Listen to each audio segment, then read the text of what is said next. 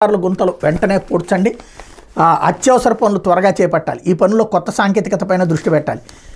BOT కింద రాష్ట్ర రహదారుల అభివృద్ధికి సర్వే చేయండి. ఆర్ఎన్బీ అధికారులకు సీఎం ఆదేశం. గత ప్రభుత్వంలో రోడ్ల దుస్థితిని ఏమాత్రం పట్టించుకోలేదని 5 ఏళ్లు ప్రజలు నరకం చూశారని సీఎం చంద్రబాబు పేర్కొన్నారు. ఈ ప్రభుత్వంలో అట్లాంటి పరిస్థితి లేకుండా తొలుత రహదారులపై గుంతలు పూడ్చాలని, ఆ పనులు వెంటనే చేపట్టాలని ఆదేశించారు. ఇందుకు అవసరమైన 300 కోట్లు ఇస్తామన్న రహదారులు భవనాల శాఖ అధికారులతో శుక్రవారం సచివాలయంలో సీఎం సమీక్ష నిర్వహించారు.